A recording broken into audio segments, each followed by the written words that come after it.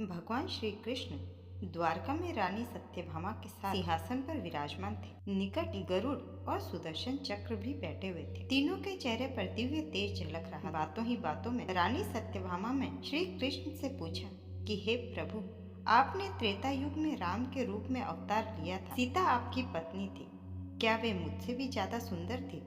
द्वारिकाधीश समझ गए कि सत्यभामा को अपने रूप का अभिमान हो गया है। तभी गरुड़ ने कहा कि भगवान, क्या दुनिया में मुझसे भी ज्यादा तेज गति से कोई उड़ सकता है? इधर सुदर्शन चक्र से भी रहा न गया और वे भी कह उठे कि भगवान, मैंने बड़े बड़े युद्धों में आपको विजयश्री दिलवाई है, क्या संसार में मुझसे भी शक्तिशाली कोई है? भगवान श्री कृष्ण यह सुनकर मन ही मन मुस्कुरा रहे थे।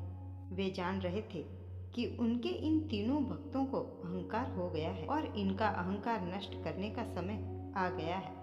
ऐसा सोचकर उन्होंने गरुड़ से कहा कि हे गरुड़, तुम हनुमान के पास जाओ और कहना कि भगवान राम माता सीता के साथ उनकी प्रतीक्षा कर रहे हैं। गरुड़ भगवान की आज्ञा लेकर हनुमान जी को लाने के लिए चले गए। इधर श्री कृष्ण ने सत्यभामा से कहा कि देवी, आप सीता के रूप में तैयार हो जाएं। और स्वयं द्वारकाधीश ने राम का रूप धारण कर लिया। मधुसूदन ने सुदर्शन चक्र को आज्ञा देते हुए कहा कि तुम महल के प्रवेश द्वार पर पहरा दो और ध्यान रहे कि मेरी आज्ञा के बिना महल में कोई प्रवेश न करे। भगवान की आज्ञा पाकर चक्र महल के प्रवेश द्वार पर तैनात हो गए। गरुड़ ने हनुमान जी के पास पहुंचकर कहा कि वानर श्रेष्ठ, भगवान श्री राम माता सीता के साथ द्वारका में आपसे मिलने के लिए प्रतीक्षा कर रहे हैं। कृपया करके आप मेरे साथ चलें। मैं आपको अपनी पीठ पर बैठाकर शीघ्र ही वहां ले जाऊंगा। हनुमान जी ने विनय पूर्वक गरुड़ जी से कहा,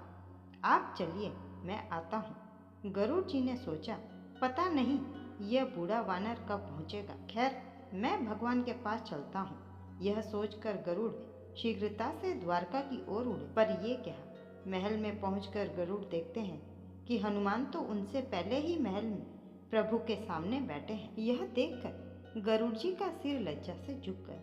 तभी भगवान श्री राम ने हनुमान जी से कहा कि हे पवन पुत्र, तुम बिना आज्ञा के महल में कैसे प्रवेश कर गए? क्या तुम्हें किसी ने प्रवेश द्वार पर रोका नहीं? हनुमान जी ने हाथ जोड़ते हुए सिर झुकाकर अपने मुंह से सुदर्शन चक्र को निकालकर कहा, प्रभु, आपसे मिलने से मुझे इस चक्र ने रोका था, इसलिए इसे मुंह में रख के मैं आपसे मिलने के लिए आ गया। आप कृपया मुझे इस कार्य के लिए क्षमा करें। भगवान मन ही मन मुस्कुराने लगे। हनुमान ने हाथ जोड़ते हुए श्री राम से प्रश्न किया, हे प्रभु, आज आपने माता सीता के स्थान पर किस दासी को इतना सम्मान दे दिया है कि वे आपके साथ सिंहासन पर विराजमान है? अब रानी सत्यभामा का अहंकार भंग होने की बारी थी।